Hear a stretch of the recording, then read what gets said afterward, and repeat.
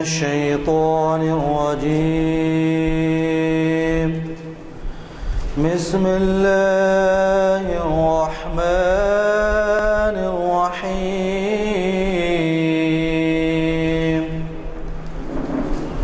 والتين والزيتون وطور سينين وهذا البلد الأمين. لقد خلقنا الإنسان في أحسن تقويم ثم رددناه أسفل سافلين إلا الذين آمنوا وعملوا الصالحات فلهم أجر غير ممنون. فما يكذبك بعد بالدين أليس الله بأحكم الحاكمين. صدق الله العظيم. السلام علیکم حضرات. اعلامیہ نمبر 424 کا آخری آئٹم آج کی نشست میں، جو کہ کانفرنس ہال جامع مسجد عالیہ گن فاؤنڈری میں 21 مارچ 2012 عیسوی مطابق 27 ربیع الاخر 1433 ہجری بروز چہارشنبہ بعد نماز عصر منعقد ہو رہا ہے. آپ کا عنوان ہے اسلام اقبال کی نظر میں، اور آج کے ہمارے مقرر آپ کے جانے پہچانے ماہر اقبالیات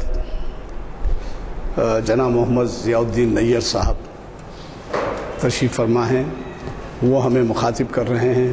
جیسے کہ آپ کو معلوم ہے، ہم ہمارے مقررین پر عنوان تجویز کرنے کے لیے ان سے خواہش کرتے ہیں، مقررین سے خواہش کرتے ہیں. اور اب آج کا عنوان کس قدر اہم ہے اس کا آپ کو خود اندازہ ہوگا کہ اسلام اقبال کی نظر میں. تو کیونکہ وہ تو آپ بھی جانتے ہیں کہ ان کو جب وہ اظہار خیال میں مختلف پہلو بیان کیے تو ان کو کفر کا بھی فتویٰ دے دیا گیا تھا. تو اس طرح سے بھی یہ ہمارے لیے بہت اہم عنوان ہو جاتا ہے. اور آج کی محفل کا آغاز خراط کلام پاک محمد مرتضیٰ صاحب کی خوشی لان خراط سے ہوا، اور خادم محفل غلامی یزدانی آپ سے مخاطب ہے. یہ آج کی جو محفل ہے، اس محفل کے اختتام پر یا اس سے پہلے ہی اگلے بلیٹنز تقسیم کیے جا رہے ہیں. آپ اگر نہ ملے ہوں تو یہ بلیٹنز اگلے 425ویں نمبر کا حاصل کر لیں. ہمارے مقرر صاحب کا خطاب آج تقریباً 6:15 پہ ختم ہوگا، اور اس کے بعد 2-3 اہم اعلانات ہیں. اس لیے آپ یہ نہ کہیں کہ اور اس میں توسیع ہو، کیونکہ وہ اعلانات بھی اتنے ہی اہم ہیں. میں نے ان سے گزارش کی ہے کہ وہ 6:25 پر ختم کریں. میں ان سے گزارش کرتا ہوں کہ وہ تشریف لائیں. اور ہمارے آج اس محفل میں سبھی شخصیتیں اہم ہیں، لیکن ہمارے مقررین میں سے ایک ڈاکٹر یوسف اعظمی بھی تشریف لائے ہیں. میں ان سے خواہش کرتا ہوں کہ جناب ضیاء الدین نیّر صاحب کی کرسی پہ تشریف لائیں. آئیے. نحمدہ و نصلی علی رسولہ الکریم، اما بعد.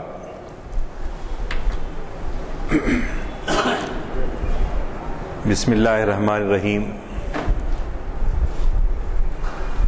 وَإِذْ قَالَ رَبُّكَ لِلْمَلَائِكَةِ إِنِّي جَاعِلٌ فِي الْأَرْضِ خَلِيفَةً قَالُوا أَتَجْعَلُ فِيهَا مَن يُفْسِدُ فِيهَا وَيَسْفِكُ الدِّمَاءَ وَنَحْنُ نُسَبِّحُ بِحَمْدِكَ وَنُقَدِّسُ لَكَ قال انی اعلم ما لا تعلمون وعلم آدم الاسماء كلها ثم عرضهم على الملائكة فقال انبئوني باسماء هؤلاء ان كنتم صادقين قالوا سبحانك لا علم لنا الا ما علمتنا انك انت العليم الحكيم قال يا آدم انبئهم باسمائهم فلما انبأهم باسمائهم قال لم اقل لكم اني اعلم غيب السماوات والارض واعلم ما تبدون وما كنتم تكتمون صدق الله العظيم صدق رسوله النبي الكريم ونحن على ذلك من الشاہدین والشاکرین والحمد للہ رب العالمین. محترم جناب غلام یزدانی صاحب، سینئر ایڈوکیٹ جسٹس اسماعیل صاحب، ڈاکٹر شمشاد صاحب، ڈاکٹر یوسف اعظمی صاحب، برادر عزیز افتخار الدین صاحب اور تمام مسعود صاحب اور تمام میرے بزرگ اور دوستو، آج کا موضوع جو ہے اقبال کے حوالے سے اسلام اقبال کی نظر میں، گاہے گاہے یہاں ہر چہارشنبے کو جو اب تک 659ویں نشست ہوئی ہیں، 658، اس میں آپ دیکھتے ہوں گے، سنتے رہے ہیں کہ اقبال کے کلام میں اور فکر اقبال میں اسلام سے اور قرآن سے جو رشتہ، گہرا رشتہ ہے، وہ وقتاً فوقتاً آپ کے سامنے بیان ہوتا رہا. اب بعض ایک زہد اور رندی اقبال کی نظم میں ایک مولوی صاحب نے ان کے بارے میں کہا، اس شخص کی ہم پر تو حقیقت نہیں کھلتی، ہوگا یہ کسی اور ہی اسلام کا بانی. اور اقبال جو کلام اسلام کو پیش کرتے تھے، ان کا پیش کرنے کا انداز قدرے مختلف ہوتا تھا. یہ راسخ العقیدہ جو مولوی حضرات، معاف فرمائے کوئی اگر یہاں ہو تو وہ نہیں، سب شاہین زادے ہیں ہوں گے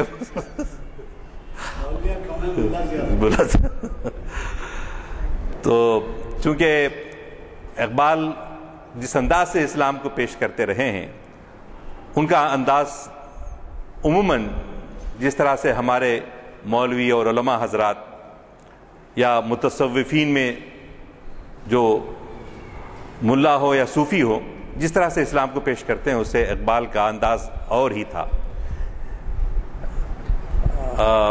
چنانچہ وہ کہتے ہیں کہ زاہد تنگ نظر نے مجھے کافر جانا، زاہد تنگ نظر نے مجھے کافر جانا، اور کافر یہ سمجھتا ہوں مسلمان ہوں میں.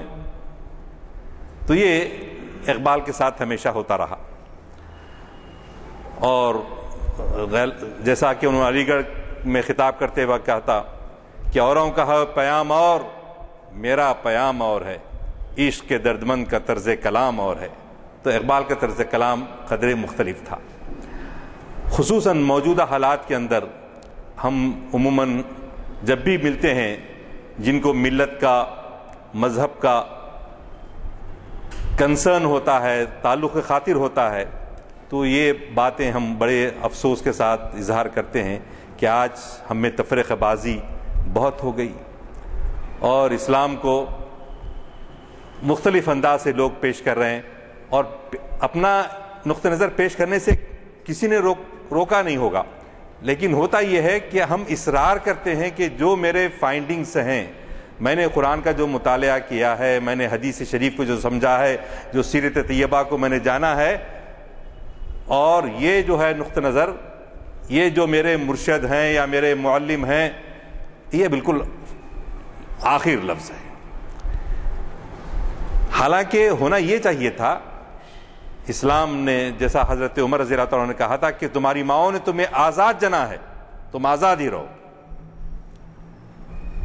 تو لیکن ہم نے اپنے جیسے انسانوں کو غلام بنا لیا فکر کے اعتبار سے. ہم کوشش یہ کرتے ہیں کہ ہماری اپنی فکر کو دوسرے پر مسلط کر دیں، اور اس میں اتنی شدت اختیار کریں کہ ایک گروہ نیا وجود میں آئے. ہر روز ایک نئی جماعت، ہر روز ایک نیا مکتب فکر وجود میں آتے جا رہا ہے. تو یہ آخر جب اسلام یہ کہتا ہے کہ ہم وہ شعر بڑے مزے لے لے کر پڑھتے ہیں، منفعت ایک ہے اس قوم کی، نقصان بھی ایک، ایک ہی سب کا نبی، دین بھی، ایمان بھی ایک، حرم پاک بھی، اللہ بھی، قرآن بھی ایک. کچھ بڑی بات کی ہوتے جو مسلمان بھی ایک. تو مسلمان ایک ہونے کے بجائے اور جب ان کا خدائے واحد ہے، اللہ ایک ہے، اللہ کا رسول ایک ہے، کتاب ایک ہے جی، اس کے باوجود بھی ہم جو ہے خود بدلتے نہیں، قرآن کو بدل دیتے ہیں. ہوئے کس درجہ فقیہان حرم بے توفیق. تو وجہ کیا ہے؟ اس کے انٹرپریٹیشن کے اندر ہم جو ہے بڑی شدت اختیار کرتے ہیں. تو ہم کو جو ہے علامہ اقبال کے حوالے سے ہم جب یہاں بیٹھتے ہیں تو ہم یہ بھی سوچیں گے کہ یہ بھی اسلام کے بہت ہی سنسیئر طالب علم تھے. انہوں نے قرآن کو بھی بڑے غور سے پڑھا تھا اور اپنے عصر کو بھی پڑھا تھا، اپنے زمانے کو بھی پڑھا تھا جی. مغرب و مشرق کو وہ سبھی جانتے ہیں. تو ان کا نقطہ نظر اسلام کے بارے میں کیا تھا، اس کو ایک جو ہے اس کا مطالعہ کرنے کی کوشش کی گئی ہے. پہلی بات، اقبال موحد تھے، پکے موحد تھے. ان کو شرک ہرگز گوارا نہیں تھا، ان کو شرک ہرگز گوارا نہیں تھا. اور اقبال کی فکر اسلام کے بارے میں جو بنیاد بنتی ہے وہ وہی آیات قرآنی ہیں جو میں نے ابھی آپ کے سامنے ابتدا میں تلاوت کی. اور وہ آیتیں تیسرے رکوع کی سورہ بقر کی ہیں، جس میں اللہ نے جب کہا فرشتوں سے کہ میں انسان کی تخلیق کر رہا ہوں، تو فرشتوں نے یہ کہا اے اللہ میاں آپ ایسی مخلوق کو پیدا فرما رہے ہیں جو دنیا میں فساد کرنے والی ہے، خون بہانے والی ہے. تو اللہ میاں بولے انی عالم ما لا تعلمون، میں بہتر جانتا ہوں تم نہیں جانتے. یہ پورے بالکل یہ احساس. لیکن اسی قصہ حبوط آدم کو، یعنی حضرت آدم علیہ السلام حوا علیہ السلام کو جو جنت سے نکالا گیا، اس کو عیسائیت آج تک جس انداز سے پیش کرتے آ رہی ہے جی، وہ یہ کہتے ہیں کہ حوا نے آدم کو اکسایا اور حوا بھی اور آدم بھی، شیطان نے ان سے کہا بی بی حوا علیہ السلام سے کہ تم یہ پھل کھاؤ، تم کو خلود حاصل ہوگا، یعنی ابدیت حاصل ہوگی، تم جنت سے نکالے ہی نہیں جاؤ گے. اور شیطان کے جھانسے میں ماں حوا علیہ السلام آ گئے اور انہوں نے کیا کیا، ساتھ ساتھ حضرت آدم کو بھی بہکایا. اور دونوں جو دنیا میں عدول حکمی کی وجہ سے دنیا میں بھیج دیے گئے، وہ اس کا یہ نتیجہ ہے کہ آدم سے لے کر آج تک اور آخرت تک ہر پیدا ہونے والا بچہ گنہگار پیدا ہوتا ہے بائی برتھ. قصہ تو آدم علیہ السلام کا، لیکن ہر پیدا ہونے والا. لیکن جب حضرت مسیح علیہ السلام نے اپنے آپ کو سولی پر چڑھا لیا اور کفارہ ادا کیا، تو جو لوگ ان پر ایمان رکھتے ہیں، ایمان لاتے ہیں، ان کی تو نجات ہوگی. لیکن آج بھی ان پر جو ایمان نہیں لائیں گے ان کی نجات نہیں ہوگی، اور ان کی وہ داغدار ہی ہے کہ تم گناہگار ہو. تو یہ جو ہے مسیحیت کی طرف سے جو آپ کو بائبل میں اور اس میں ملتا ہے، یہ قصہ آدم کا اس طرح سے. لیکن قرآن پاک نے اس واقعے کو جو بیان کیا اس میں یہ تھا، جب آدم علیہ السلام کو حوا علیہ السلام کو اللہ میاں بولے کہ بھائی اس درخت کے قریب نہیں جانا جی، جانے سے جو ہے پھر اس کا نتیجہ یہ ہوا کہ ان کو حبوط کا حکم ہو گیا، نیچے بھیج دیا گیا. لیکن فوری طور پر اللہ سے انہوں نے مغفرت چاہی. ربنا ظلمنا انفسنا وان لم تغفر لنا وترحمنا لنکونن من الخاسرین. تو آپ نے دیکھا کہ فوری ان کی توبہ کو قبول کر لیا گیا، ان کی توبہ کو قبول کر لیا گیا. اور نہ صرف توبہ کو قبول کر لیا گیا بلکہ دنیا میں جب بھیجا گیا ان کو، تو ایک داغدار گناہگار آدم کو نہیں بھیجا گیا، بلکہ حضرت آدم علیہ السلام نائب الہی بنا کر بھیجا گیا، یعنی سکسیسر اور یا وائسرائے آف گاڈ یہ بنا کر جو ہے آپ کو دنیا میں بھیجا، جبکہ مسیحیت کے اندر انسان پیدائشی طور پر داغدار ہوتا ہے، اور یہاں پر اسلام نے یہ نظریہ دیا، یہ حقیقت بیان کی کہ گناہگار نہیں ہے انسان پیدائشی طور پہ، بلکہ وہ جب اس نے توبہ کی اس کے گناہوں کو اللہ نے معاف کیا، اور حسنات کے بعد جو ہے سیئات باقی نہیں رہتی، نیکیوں سے گناہوں کو جو ہے دھو دیا جاتا ہے، دھل جاتے ہیں۔ تو فکر اقبال میں اس کو بڑی اہمیت حاصل ہے، اس واقعے کو جو وہ اسلام کو پیش کرتے ہیں، اس میں یہ بنیادی واقعہ بیان کرتے ہیں، تو وہاں معلوم ہوتا ہے کہ انسان کا کیا مقام ہے۔ بالکل ایک دنیا میں ایک انداز ہی بدل گیا۔ دیکھیے آپ، ایک تو وہ گناہگار ہے، احساس گناہ میں ہے، اور دوسرا یہ ہے کہ آپ میں وہ صلاحیتیں رکھ دی گئی ہیں انسان کے اندر کہ جو ہے وہ مسجود ملائک بنایا گیا ہے، یعنی فرشتے جو اتنے مقرب مخلوق تھی اللہ کے قریب، وہ جو ہے کہہ رہی ہے ہم جو ہے اس کو سجدہ کرتے ہیں، کیونکہ اس کی علم کی وجہ سے اس کی عظمت کو بتایا گیا کہ اس کو عظمت کیوں حاصل ہے۔ اور بلا شبہ ابلیس سجدہ نہ کرنے کی وجہ سے ہمیشہ کے لیے راندہ درگاہ کر دیا گیا، ہمیشہ کے لیے راندہ درگاہ کر دیا گیا۔ تو معلوم ہوا ہماری عظمت کا کیا مقام ہے، ہمارے اپنے مرتبے کا کیا مقام ہے، کس بنیاد پر؟ اس کی اللہ نے جو علم سکھایا، علم آدم الاسماء کلہا، پہلے تو اللہ نے جو علم سکھایا اس کی وجہ سے اس کی عظمت ہوتی ہے، اور دوسری اس کی جو ہے پیدائشی طور پہ اللہ تعالیٰ نے ان کے گناہوں کو معاف کر دیا، تو پھر یہ امکانات پائے جاتے ہیں کہ انسان جو ہے ترقی کرتے کرتے کیا بنتا ہے، تسخیر کائنات کا حکم دیا گیا۔ وہی سورہ احزاب میں آپ دیکھتے ہیں کہ الذین یذکرون اللہ قیاما وقعودا وعلی جنوبہم ویتفکرون فی خلق السماوات والارض ربنا ما خلقت ھذا باطلا۔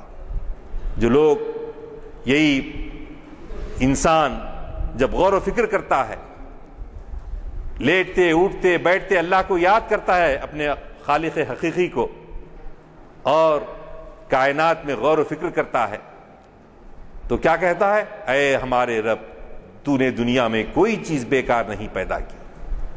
تو معلوم ہوا ہے کہ ساری کائنات میں اگر انسان کو تھوڑی دیر کے لیے ہٹا دیا جائے تو یہ شمس و قمر، یہ آبشار، یہ پانی کا برسنا، کھیتیوں کا لہلہانا، یہ سب کس کے لیے ہے؟ معلوم ہوا کہ انسان جو ہے کیا ہے، مخدوم کائنات ہے، اور ساری کائنات انسان کی کیا ہے، خادم ہے۔ اس کو وہ کہیں فلموں میں بھی استعمال کر لیا گیا اس شعر کو، نہ تو زمین کے لیے ہے نہ آسماں کے لیے، جہاں ہے تیرے لیے تو نہیں جہاں کے لیے۔ تو ساری کائنات جو ہے انسان کی خدمت کے لیے پیدا کی گئی، یہ معلوم ہوا۔ ربنا ما خلقت ھذا باطلا، اور ایک دوسری جگہ آیا وما خلقنا السماء والارض وما بینہما لاعبین، ہم نے آسمان اور زمین کو اور اس کے درمیان پائی جانے والی چیزوں کو کھیل کود کے لیے، تماشے کے لیے نہیں پیدا کیا۔ تو یہ اقبال کے پاس اسلام کا جو نقطہ نظر ہے وہ یہی ہے کہ تسخیر کائنات کے ذریعے، کیوں کہ وہ نائب الہی بنا کر پیدا کیا گیا ہے، تو لہذا اس دنیا کے اندر اس کو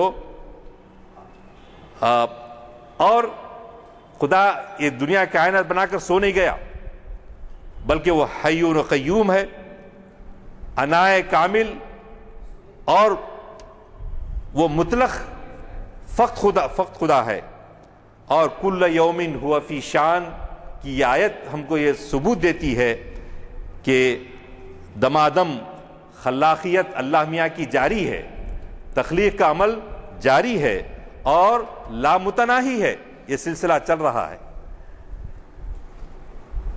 تو انسان کو اسی چیز کو اقبال جب تک خودی کا لفظ استعمال نہیں کرتے تھے، اس زمانے تک خودی کے معنی میں کیا، انانیت کے معنوں میں استعمال ہوتا تھا، مذموم معنی میں استعمال کیا جاتا، قابل مذمت یہ معنی سمجھے جاتے تھے، انانیت خودی کے معنی میں۔ لیکن اقبال نے اس کو کیا معنی دیے، خودی کو، عرفان شناسی کو، وہ ہے انائیت. انانیت میں اور انائیت میں فرق پایا جاتا ہے. تو انائیت کا جو فلسفہ ہے یہ اقبال نے اسی فکر کو کے پس منظر میں یعنی جذبہ تخلیق وہ ارتقاء کا نام عشق ہے. بغیر عشق کے انسان کو یہ مرتبہ جو حاصل ہوا ہے کس وجہ سے؟ اللہ سے شدید محبت کرنے کی وجہ سے, محبت کی وجہ سے. تو لیکن ہمارے پاس کیا ہو رہا ہے؟ عرفان ذات, اللہ کا عرفان جب ہم کو ہو جاتا ہے اور ہم کو یہ معلوم ہوتا ہے کہ یہ خلاقیت اللہ ہی کی طرف سے جاری ہے, یہ کائنات اسی کے حکم سے چل رہی ہے, یہ کائنات ایک وحدت ہے, حیات سب میں قدر مشترک ہے, ہر آن ایک نئی شان میں جلوگر ہے دنیا. یہ کالے اور گورے میں, گندومی اور سانولے میں, لمبے اور تڑنگے میں یا گڈے میں شکلیں ہزار ہیں, رنگ مختلف ہیں, لیکن حیات سب میں قدر مشترک ہے. ہر ایک کے جذبات یکساں ہیں. کالے کو کانٹا چبھتا ہے تو اس کو تکلیف نہیں ہوتی, یا گورے کو چبھتا ہے تو تکلیف ہوتی, ایسا ہوتا ہے نہیں. کانٹے کی چبھن کا اظہار ہر ایک انسان کو ہوتا ہے. تو شکلیں جدا جدا ہیں, شکلیں الگ الگ ہیں, لیکن حقیقت ایک ہے. ہر شے کی خاکی ہو کے نوری ہو, لہو خورشید کا ٹپکے گر ذرے کا دل چیرے. تو یہ کائنات ایک وحدت ہے, یہ کائنات ایک وحدت ہے. سارے انسانوں کا درد انسان کو محسوس کرنا ہوگا, لیکن یہ سب تعلیمات کے باوجود ہمارے علامہ اقبال تو اس طرح سے اسلام کو پیش کر رہے ہیں, لیکن اسلام کے دعوے دار کس طرح سے اسلام پیش کر رہے ہیں آپ دیکھیے.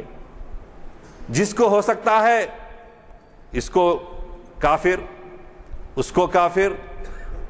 ارے پوچھئے مت آپ, کتنی مشکلات ہیں.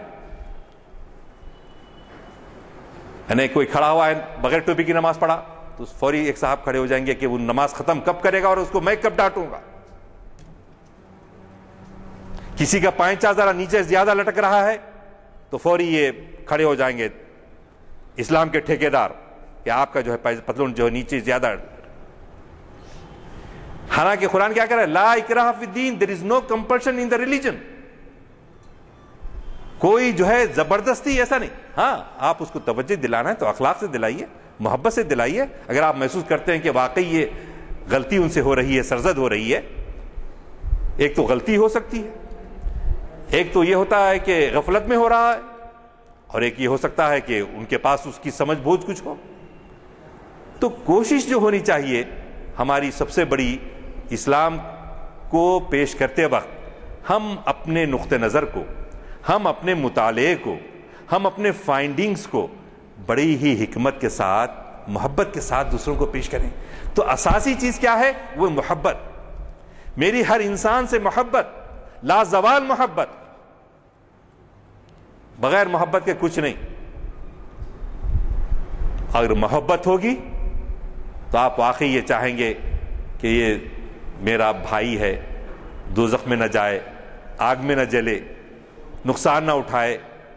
جی آپ کو اگر خیر خواہی آپ کے دل میں پائی جاتی ہے تو پھر اقبال وہی جو ہے بات کو پیش کرتے ہیں.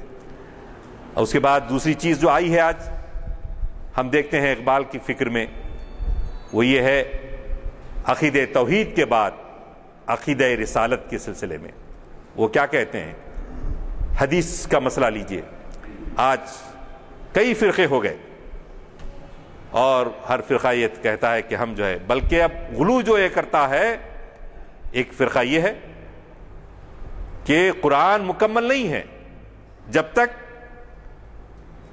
حدیث سے شریف کو جو ہے سامنے رکھا نہ جائے. نہیں, قرآن اور حدیث دونوں لازم و ملزوم ہیں, بہت صحیح بات ہے, لیکن موضوع احادیث, کمزور احادیث اگر ہیں, اس سے آپ استدلال کر رہے ہیں تو اس کے لیے آپ کو لوگوں کے سامنے پھر بھی آپ پیش کرنے کا حق ضرور رکھتے ہیں. لیکن اس کے باوجود یہ کوشش نہ کیجیے کہ آپ اس کو مسلط کرتے ہیں کہ میں جو نتیجے اختیار ہوں بالکل فائنل ہے. ہمارے عثمانیہ یونیورسٹی میں مولانا عبد القدیر حسرت صدیقی علیہ الرحمہ یعنی قدیم طرز فکر کے عالم دین تھے, اور اسی زمانے میں ڈاکٹر عبد اللطیف قرآن مجید کے یہ بھی مفسر. تو ڈاکٹر لطیف نے علامہ سے پوچھا کہ کیا جو حدیث کا مواد حدیث ہمارے پاس پائی جاتی ہیں اس کو نظر ثانی کرنے کی ضرورت ہے, میں ایسا محسوس کرتا ہوں. تو مولانا عبد القدیر حسرت صدیقی رحمۃ اللہ نے کہا میں اتفاق کرتا ہوں. تو حدیث ایسی حدیثیں جو قرآن پاک سے ڈائریکٹ ٹکراتی ہوں اس میں تو قرآن افضل ہے, قرآن کے حکم کو ہم فوقیت دیں گے. لیکن ہمارے پاس بعض تشدد پسند یہ کہنے لگ گئے کہ نہیں حدیث کو افضلیت حاصل ہے. تو یہ غلو نہیں ہونا چاہیے, میرا کہنے کا مقصد یہ غلو نہیں ہونا چاہیے. لیکن آپ مطمئن ہیں اپنے فائنڈنگز پر, عمل کیجئے. لیکن عام طور پہ یہ جو کفر کا فتوی بازی, اور افسوس کی بات یہ ہے انتہا یہ ہونے لگ گئی کہ ہماری مسجد میں فلاں نقطہ نظر کے لوگوں کا داخلہ منع ہے, فلاں جو ہے لوگ نہیں آ سکتے. اور یہاں کیا دے رہا ہے, سارے انسانوں کو محبت کا پیام دے رہا ہے. اقبال اور قرآن اسلام اساسی طور پہ کیا ہے, ایک انسان دوسرے انسان کا کیا ہے, ہمدرد ہے, خیر خواہ ہے. اب مسلمان ہونے کی دعوت تو بہت بڑی دور کی بات ہے, پہلے ہم اچھے انسان تو بنے. مسلمان بہت بڑی بات ہے, پہلے اچھے انسان تو بنے. مومن تو بہت بڑی بات ہے. فساد کرنا, کسی کے جذبات کو ٹھیس پہنچانا, یہ جو ہے قرآن تعلیم نہیں دیتا اور اقبال بھی اس کی تعلیم نہیں دیتے. تو ضرورت اس بات کی ہے کہ عوام الناس خاص طور سے جن کو مطالعے کا موقع حاصل نہیں ہے, تو ان کو تو چاہیے کہ آپ جس عالم کو بھی پسند کرتے ہوں, جس جماعت کو بھی پسند کرتے ہوں, اس میں کوشش یہی کرنے چاہیے کہ محبت کو فروغ دیا جائے, آپسی میل ملاپ کو فروغ دیا جائے. جی, اور کوئی اپنا نقطہ نظر ہے تو اس کو علمی انداز سے پیش کرنے کی کوشش جائے.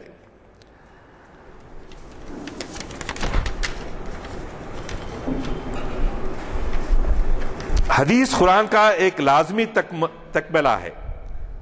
تمام اسلام کو محض قرآن سے اخذ نہیں کر سکتے, یہاں تک کہ بعض احادیث کو بعض نصوص قرآنی ناسخ بتایا ہے. اب قرآن ناسخ کیسے ہو سکتا ہے حدیث کے مقابلے کے اندر؟ تو یہ چیزیں ایسی ہیں جس کو حتیٰ کہ امام غزالی رحمۃ اللہ علیہ نے احیاء العلوم جو لکھی اور کیمیائے سعادت لکھی, اس میں بہت ساری احادیث ہیں ہم دیکھتے ہیں کہ ضعیف احادیث ہیں. یہ تبلیغی جماعت کی کتاب میں آپ جو تبلیغی نصاب کی کتابیں پڑھتے ہیں اس میں بہت ساری آپ دیکھیں گے کہ ضعیف احادیث لی گئی. ضعیف جس کی روایت ثابت نہ ہو. حدیث کو کے راوی جو ہوتے ہیں, جو رسول اکرم صلی اللہ علیہ وسلم سے فلاں صاحب نے سنی, ان سے کس نے دوسری نے سنی, وہ پورے نام کے ساتھ وہ جو روایت ہوتی ہے اس کو روایت کہتے ہیں. وہ روایت ثابت ہونا, اور اس روایت میں یہ دیکھا جاتا ہے کہ کس کی کیا عمر تھی, کبھی انہوں نے زندگی میں جھوٹ تو نہیں کہا تھا راوی کے بارے میں, یہ سب جو ہے دیکھی جاتی ہیں چیز.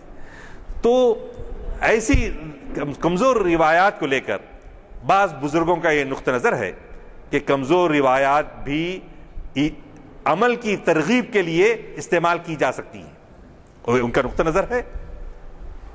اور ان کو میں یہ نہیں کہتا ان کو پیش کرنے کا حق حاصل نہیں ہے, ان کو بھی پیش کرنے کا حق ضرور حاصل ہے, لیکن اصرار نہ کیجیے. اصرار کرنے سے کیا ہو رہا ہے, کئی مکاتب فکر وجود میں آ رہے ہیں اور آپس میں سر پٹول ہو رہی ہے. اور اسلام کی اتنی رواداری ہے کہ آپ اہل کتاب کی لڑکی سے شادی کر کے اپنی اولاد جو ہونے والی ہے اس کو بھی برداشت کرنے کا حکم دیا گیا آپ کو. جی کیا معمولی بات ہے, غور کیجئے. اب چل جائے کہ ہم جو ہے کلمہ طیبہ لا الہ الا اللہ محمد رسول اللہ پڑھنے والا کسی ایک نقطہ نظر پہ غیر اہم بات پہ ہم فوری اس کو سر سید کو کافر. ارے سر سید کیسے کام کیے؟ اور ان کے فتوے کہاں سے منگائے گئے؟ مکے سے منگائے گئے کافر دینے کے لیے. ہمارے سو کارڈ علماء اس میں اتنے پیش رہے کہ ان کے کفر کے فتوے مکے سے منگائے گئے. اور اقبال بھی بچ گئے ان کو بھی، مگر انہوں نے وہ ابتدا میں نے شعر پڑھا نا، زاہد تنگ نظر نے مجھے کافر جانا اور کافر یہ سمجھتا ہے مسلمان ہوں میں. تو اگر یہ چنانچہ دبے الفاظ میں بعض علماء نے ان کی نثر کی جو کتاب ہے ریکنسٹرکشن آف ریلیجیس تھاٹ وہ نہ شائع ہوتی تو اچھا تھا یہ کہا. لیکن اشعار کے رنگ میں لوگ جو ہے مزے لے کے پڑھتے گئے، ان کو اس کے بارے میں غور ہی نہیں کیا کہ ان کے نقطہ نظر کیا تھا، ان کی فکر کیا تھی. تو سر سید نے ان کو چونکہ اللہ سے اللہ کے رسول سے اتنی محبت تھی کہ ولیم میور کی لکھی ہوئی کتاب کا جواب لکھنے کے لیے وہ سید زادہ UK جاتا ہے، برطانیہ میں سفر قیام کرتا ہے، اور پیسے نہیں ہیں، سوکھی روٹی پیاز کی ڈلی سے گزر کرتا ہے. لیکن ان کی غیرت اور حمیت کا یہ تقاضا ہے کہ سر سید اپنے نانا کی ان کی عظمت کو ثابت کرنے کے لیے ولیم میور کا جواب لکھتے ہیں وہاں بیٹھ کے. ہمارے مولوی حضرات کفر کے فتوے دینے تو آئے، لیکن آج ہم کو علمی انداز سے کتاب کتنے لوگوں نے لکھا سلمان رشدی کے خلاف، کتنے لوگوں نے تسلیمہ نسرین کے خلاف لکھا. خالی ہم جو ہے صرف نعرے لگاتے ہیں، صرف نعروں سے بھی نہیں چلے گا. آپ کو علمی انداز سے، مہذب طریقے سے، اسلام کے شایان شان طریقے سے ہم کو جو ہے سب کا مقابلہ کرنا ہے اور بتانا ہے کہ ہم ساری انسانیت کے خیر خواہ ہیں. ہمارا دین جو ہے ساری انسانیت کے لیے ہے. یہ صرف کسی خاص خطے کے لیے لوگوں کے لیے نہیں آیا، کسی خاص فرقے کے لیے نہیں آیا. وسیع نظری ہونی چاہیے. جی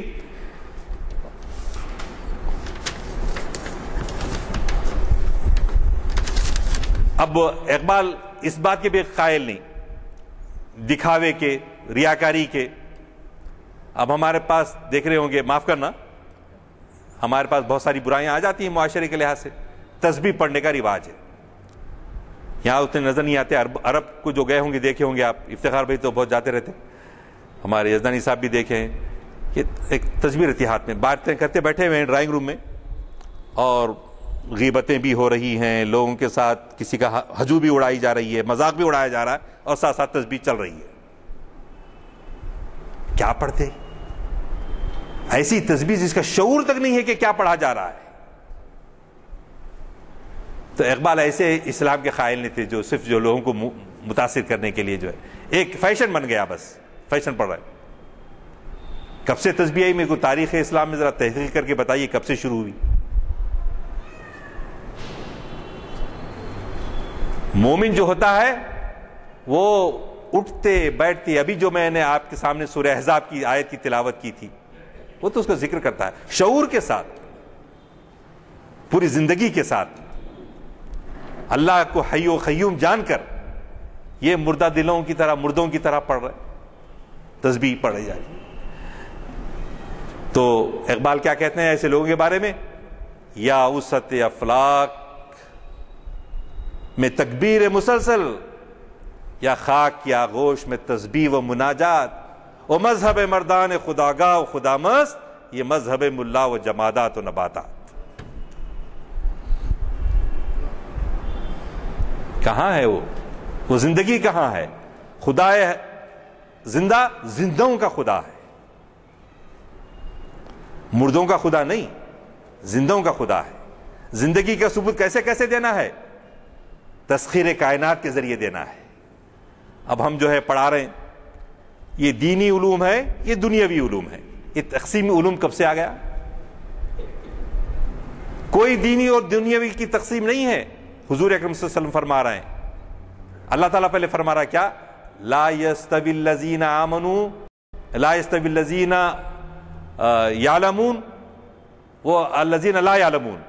یعنی جاننے والے اور نہ جاننے والے دونوں برابر نہیں ہو سکتے. میرے سے جیب میں مسعود خان صاحب $100 کی نوٹ ڈال دیے. ڈالے تو بہت اچھا ہے مگر بتا رہا ہوں میں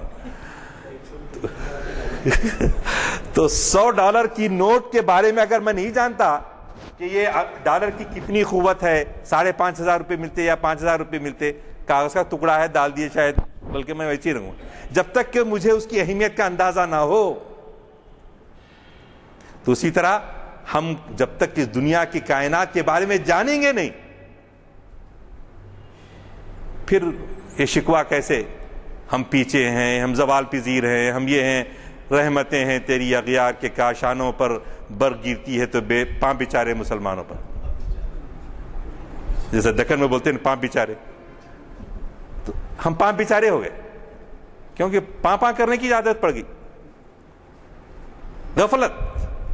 غفلت طاری ہے. تو عرض کر رہا تھا کہ اللہ تعالی کا یہ فرمان, پھر سورہ اقرا بسم ربک الذی, تو ہر وقت آپ سنتے رہتے. اس کے بعد پھر اللہ تعالیٰ رسول اللہ صلی اللہ علیہ وسلم کیا فرما رہے ہیں, اگر تم کو علم حاصل کرنا ہے تو چائنا کو بھی جا سکتے ہو. اب مجھے بتائیے اس زمانے میں وہاں کون سا حدیث کا یا قرآن کا علم ملنے والا تھا؟ اللہ کے رسول یہ فرما رہے ہیں طلب العلم فریضۃ علی کل مسلم و مسلمۃ. کتنے لوگ ہم علم حاصل کرنے کے لیے علم حاصل کرے, تو یہ ماڈرن ایجوکیشن, یہ سیکولر ایجوکیشن, علم کو تقسیم نہیں کیا جا سکتا, سارے علوم ایک ہی ہیں. اور اللہ کے رسول نے یہ فرمایا, ایک مرتبہ آئے, کچھ لوگ بیٹھ رہے تھے, غور و فکر کر رہے تھے, حلقہ مسجد میں جیسا آ کے یہاں بیٹھتے, مسجد عالیہ تو کھلی رہتی ہمیشہ. لوگ آئے, نظام کالج سے آگے ہوں گے, 4-5 بیٹھ کے باتیں کر رہے ہیں, کچھ علمی باتیں کر رہے ہیں اس انداز سے. صحابہ بیٹھے ہوئے ہیں, باتیں کر رہے ہیں. رسول اللہ صلی اللہ علیہ وسلم مسجد میں داخل ہوئے. داخل ہوتے ساتھ ہی ایک صاحب کو دیکھے کونے میں نماز پڑھ رہے ہیں, نوافل پڑھ رہے ہیں. تو اللہ کے رسول نے فرمایا کہ اس طرح سے غور و فکر کرنا 70 سال کی عبادت سے زیادہ افضل ہے. کہاں ہے علم کی جستجو, تحقیق, تسخیر کائنات سے محبت؟ یہ سب علوم کب ملے آپ کو؟ 1425 سال, 1450 سال جو ہو گئے. قرآن بھی ہے, کچھ تبدیلی نہیں ہوئی, لیکن ہم لوگ لڑنے میں مصروف ہے, کس کا پائچہ اونچا ہے, کس کا پائچہ نیچے ہے, کس کی داڑھی ایک لمبی مٹھی بھر ہے, اس سے کم ہے یا زیادہ ہے. وائے ناکامی متاع کارواں جاتا رہا, کارواں کے دل سے احساس زیاں جاتا رہا. تو عزیزان گرامی, علم کی یہ عظمت ہے, علم کی تحقیق یہ ہے. اور آج ہمارے جو مسائل ہیں عموماً بہت زیادہ میں نہیں جانا, کم از کم چھوٹے کرنے کے بارے میں یہ ہے, 2 چیزیں ہمارے پاس ہیں. ایک تو ہے ہماری پاورٹی, غربت, افلاس, اور دوسری ہے اگنورنس, جہالت. جی, تعلیمی پسماندگی. اور تیسری چیز ہے اسٹیگنیشن, لکیر کے فقیر. ان چیزوں کو دور کرنے کے لیے جب تک ہم اپنا توجہ نہیں مبذول کرائیں گے, ہماری قوم سے بے روزگاری دور نہیں ہوں گی, ہماری قوم سے افلاس دور نہیں ہوں گا, ہماری قوم میں تعلیم جب تک عام نہیں ہوں گی, ہم برادران وطن کے ساتھ آگے نہیں بڑھ سکتے. یہ سب میں اپنے طرف سے نہیں بول رہا ہوں, قرآن اور حدیث کی روشنی میں بول رہا ہوں.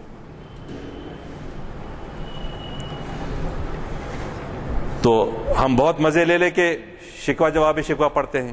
ارے کیا لکھا بھائی اقبال, بہت اچھا لکھا ہو, لکھا بھائی, لیکن کیا کرنے کے لیے لکھا؟ بیدار کرنے کے لیے, قوم کو اٹھانے کے لیے, جگانے کے لیے. خودی خانی ان کی جو ہے اس لیے نہیں تھی کہ ٹس سے مس نہیں ہو رہی قوم. ہم مدرسوں میں جاتے ہیں, مدرسوں میں جانے کے بعد علم آپ دیکھیں گے مولوی حضرات کا بہت ہی سطحی علم رہتا, اس میں کوئی گہرائی نہیں رہتی.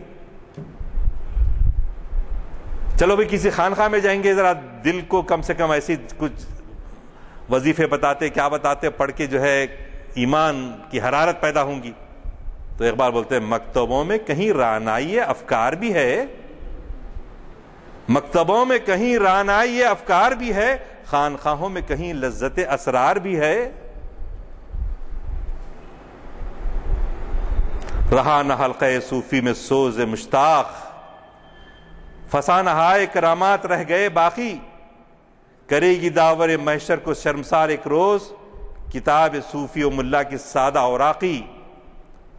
علم و عشق دونوں غائب ہیں، تمدن تصوف شریعت کلام. بتان عجم کے پجاری تمام، حقیقت خرافات میں کھو گئی، یہ امت روایات میں کھو گئی. لبھاتا ہے دل کو کلام خطیب، مگر لذت شوق سے بے نصیب. بیاں اس کا منطق سے سلجھا ہوا، لغت کے بکھیڑوں میں الجھا ہوا. وہ صوفی کے تھا خدمت حق میں مرد، محبت میں یکتا حمیت میں فرد. عجم کے خیالات میں کھو گیا، یہ سالک مقامات میں کھو گیا. بجھی عشق کی آگ اندھیر ہے، مسلمان نہیں خاک کا ڈھیر ہے. تو عشق محبت، کس سے محبت؟ والذین آمنوا اشد حبا للہ، اللہ سے شدید محبت. اللہ زندہ ہے، اگر ہم زندہ ہیں تو اس سے شدید محبت رکھیں. اللہ کے رسول سے سچی محبت، جی اللہ کے رسول کے جو صحابہ کرام ہیں ان سے سچی محبت، امہات المومنین سے سچی محبت، حق سے محبت، اور حق والوں کو حق دلانا، کمزوروں کی مدد کرنا، ضعیفوں کی مدد کرنا. یہ سب اقبال جو ہے لکھے ہیں، پڑھ رہے ہیں ہم، لیکن اس پہ توجہ دینے کی ضرورت ہے. ہم کو اپنے بچوں میں وہ ذوق و شوق پیدا کرنے کی ضرورت ہے. ہم کیا سمجھیں معلوم ہے، اصل میں ہم نیک ہیں یا اسلامی خاندان میں پیدا ہو گئے اللہ کے فضل سے، اب ہمارے کو جو ہے کچھ کرنے کی ضرورت نہیں ہے. آخر اللہ میاں ہمارے کو رسول اللہ صلی اللہ علیہ وسلم کی شفاعت نصیب ہوگی اور ہم جنت میں جائیں گے. اور وہ یہود و نصارہ بھی ایسے ہی دعوے کرتے تھے. ہمارا بھی یہ حال ہے، امتیں اور بھی ہیں، ان میں گنہگار بھی ہیں، عزت والے بھی ہیں، مست مئے پندار بھی ہیں، ان میں قابل بھی ہیں، غافل بھی ہیں، ہوشیار بھی ہیں. سینکڑوں ہوں کہ تیرے نام سے بیزار بھی ہیں، رحمتیں ہیں تیری اغیار کے کاشانوں پر، برگرتی ہے بیچارے مسلمانوں پر. تجھ کو چھوڑا کہ رسول عربی کو چھوڑا، بدگری پیشہ کیا بت شکنی کو چھوڑا.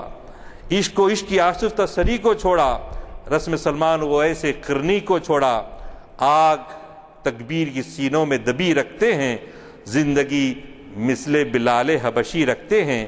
یہ سب شکوہ کے اندر آپ پڑھتے جائیے اور اسے لطف اٹھاتے جائیے، لیکن ساتھ ساتھ بیدار بھی ہونے کی ضرورت ہے.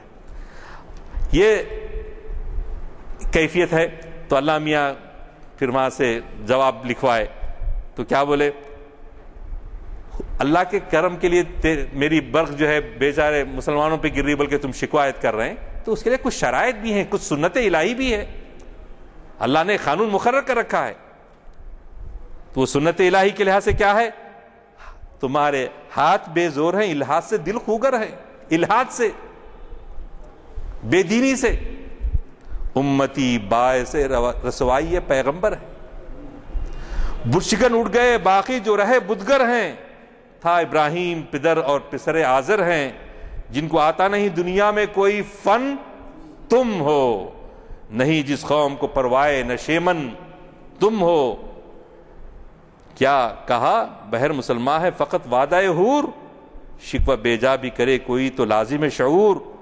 عدل کیا ہے؟ عدل ہے خاطر ہستی کا ازل سے دستور. مسلم آئی ہوا کافر تو ملے حور و خسور. تم میں حوروں کا کوئی چاہنے والا ہی نہیں، جلوہ طور تو موجود ہے موسیٰ ہی نہیں. شور ہے ہو گئے دنیا سے مسلمان نابود، ہم یہ کہتے ہیں کہ تھے بھی کہیں مسلم موجود. وضع میں تم ہو نصارہ تو تمدن میں یہود، یہ مسلمان ہیں جنہیں دیکھ کے شرمائیں یہود. یوں تو سید بھی ہو، مرزا بھی ہو، افغان بھی ہو، تم سبھی کو جو بتاؤ تو مسلمان بھی ہو.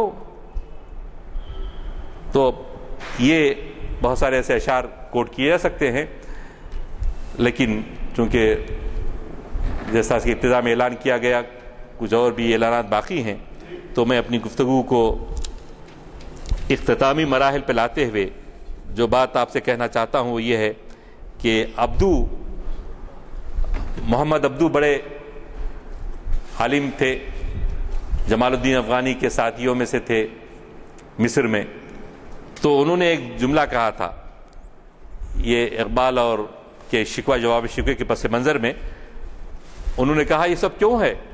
اعمالہم کدیننا، یعنی کس کے؟ اہل غرب کے. کیونکہ ہم یہ سمجھ رہے نا سب سے زیادہ دنیا میں آج ترقی یافتہ وہی لوگ ہیں. تو ان کے اعمال کیسے ہیں؟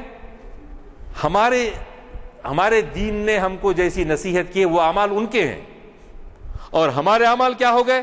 اعمالنا کدینہم، اور ہمارے اعمال ان کے دین کے مطابق ہو گئے. نام نہیں بدلے ہوں گے لیکن یہ بات ہو گئی. تو اگر چاہتے ہیں ہم تو سب سے بڑی بات یہ کہنے کی ہے کہ قرآن پاک میں ایک جگہ آیا کہ اسلام کی روح جو ہے مادے کے خرب سے نہیں گھبراتی. اسلام کی روح مادے کے خرب سے نہیں گھبراتی، یعنی ترک دنیا کی تعلیم نہیں دیتا اسلام، بلکہ ہم کو یہ ہے کہ اللہ کی مرضی کے مطابق اس دنیا کو برتنا اسلام ہے. یہ جو ساری کائنات دی گئی ہے، جی ابھی ہم گزشتہ ہفتے ہمارے محترم غلام یزدانی صاحب کی قیادت میں وہ جو کیا تھا وہاں پر CCMD میں وہاں پر گئے، تو ترقی جو ہو رہی ہے، جو تحقیق ہو رہی ہے جی سیلولوز اور پتہ نہیں، تو ہم اس عمر میں ایک کم سے کم انہوں نے یہ کوشش تو کی کہ ہم اس عمر میں جا کے سائنسداں بیٹھے ہوئے ہمارے، آپ بھی کی قیادت میں چلے تھے، تو یہ جو ہے یہ ذوق جستجو کا، تحقیق کا، ہم اپنے بچوں میں بچپن سے ہی پیدا کرنے کی کوشش کریں. عام طور پہ کہتے ہیں کہ بھئی ہم کو ڈاکٹر بنانا ہے، انجینئر بنانا ہے، سائنسی تحقیقات کی طرف ہم توجہ نہیں دیتے. تو ضرورت اس بات کی ہے کہ لا تلہیہم تجارت ولا بیع عن ذکر اللہ، کہ دنیا کی تجارت اور یہ چیزیں جو ہے آپ کو اسلام سے نہیں روکتی، مادے کے خرب سے نہیں گھبراتی. تو ضرورت اس بات کی ہے کہ ہمارے پاس فکر کے لیے، فکر کی رہنمائی کے لیے قرآن پاک موجود ہے، رسول اللہ پاک صلی اللہ علیہ وسلم کی زندگی موجود ہے. ابتدا سے لے کر آخر تک اقبال نے جس طرح سے اسلام کو پیش کیا ہے، ایک تو چیز یہ ہے کہ موحد ہونا، توحید ہر حال میں اختیار کیے رہنا، شرک سے بچنا، اور شرک خفی تک کیوں نہ ہو، ہم اگر فرض کی نماز کی امامت کر رہے ہیں تو قرات سنانے کے لیے 2 رکوع 3 رکوع نہیں پڑھنا، خیال رکھنا کہ مقتدی کتنے پیچھے کھڑے ہوئے ہیں، کیا ہے ان کا بھی خیال رکھنا. تنہائی میں پڑھ رہے ہیں، تہجد کی نماز پڑھ رہے ہیں تو پڑھو، 5 رکوع پڑھو، آدھا پارہ پڑھو، کوئی روکتا نہیں. یعنی اتنا تک خیال چھوٹی چھوٹی باتوں کا. تو لیکن ہم کیا کرتے ہیں، ان باتوں کے خلاف تو نہیں رہتے، ہم دوسرے کو مسلمان بنانے کے چکر میں اس کے ساتھ درستگی سے پیش آتے ہیں. تو کوشش یہ کرنا چاہیے ہم کو، محبت کے ساتھ لوگوں کو اسلام کی طرف بلائیں، محبت کے ساتھ، ان کی انا کو ٹھیس پہنچے بغیر. مشہور قصہ ہے نا، حضرت حسین رضی اللہ تعالیٰ عنہ جو ہے وضو کر رہے تھے، تو ایک انسان کو جو ہے، ایک صاحب ان سے عمر میں بڑے تھے، وضو کرنا نہیں آ رہا تھا یا غلط کر رہے تھے. تو حضرت حسین رضی اللہ عنہ نے کہا کہ میں وضو کرتا ہوں، تم دیکھو تو صحیح میں صحیح کرتا ہوں یا غلط کرتا ہوں. تو یہ انداز، اس میں محبت بڑھے گی، آپس میں اختلافات کم ہوں گے، اس کو پیش نظر رکھنا ہے.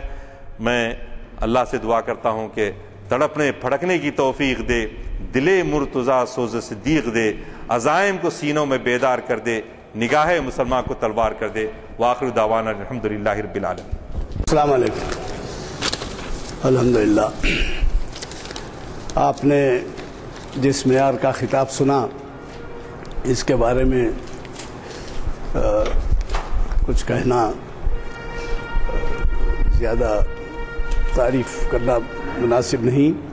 صرف اتنا ہی کہوں گا کہ آپ کو اندازہ ہو گیا ہوگا کہ ہمارے مقررین کتنی تیاری سے آتے ہیں. اور عنوان کے ساتھ کتنا انصاف کرتے ہیں۔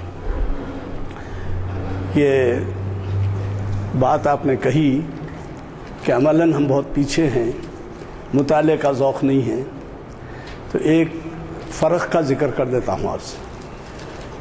آپ جب عمرے پہ جاتے ہیں، حج پہ جاتے ہیں، مقامات مقدسہ پہ جاتے ہیں، تو آپ دیکھتے ہیں کہ مسجد میں جیسے ہی داخل ہوتے ہیں لوگ،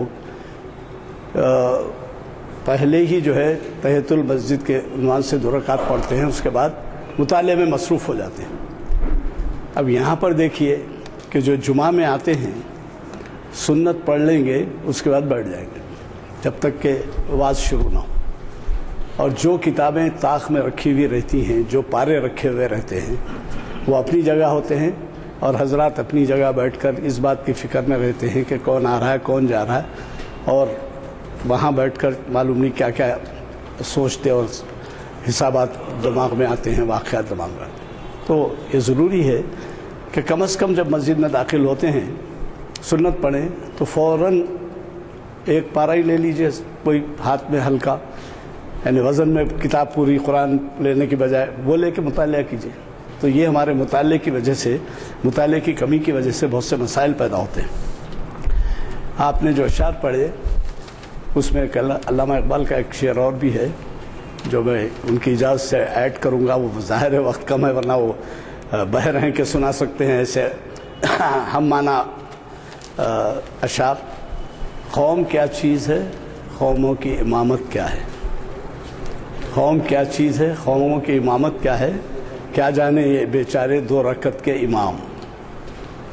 اب اس زمانے میں تو علماء تھے جن کی رہنمائی حاصل تھی، اب آپ اماموں سے رہنمائی حاصل کرتے ہیں اضلاع میں، تعلقات میں، دیہات میں، تو ان پر یہ لاگو آتا ہے کیا جانے یہ بیچارے 2 رکعت کے امام۔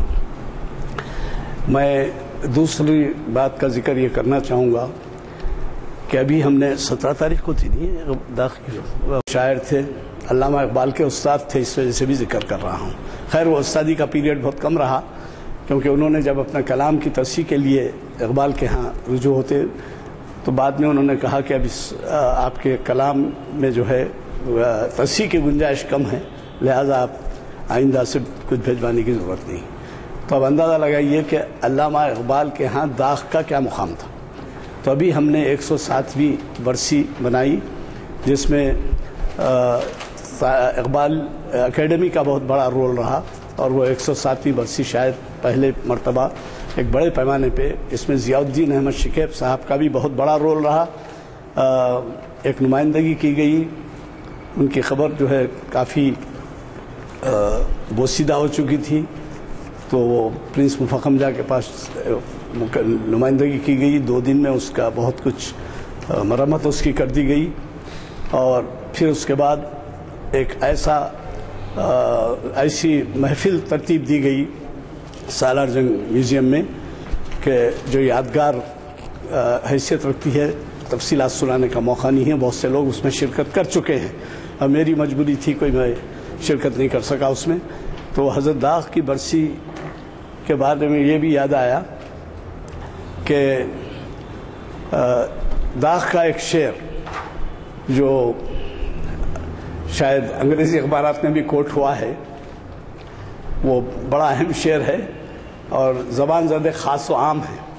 سنیے جناب افتخار صاحب، داغ کا ایک شعر کل کے ہندو میں بھی آپ پڑھیں گے، وہ شعر کوٹ کیا گیا ہے کہ اردو ہے جس کا نام ہم ہی جانتے ہیں داغ۔ ہمی جو ہے ہم ہی کی جگہ اس کا چلن ہے ہمی۔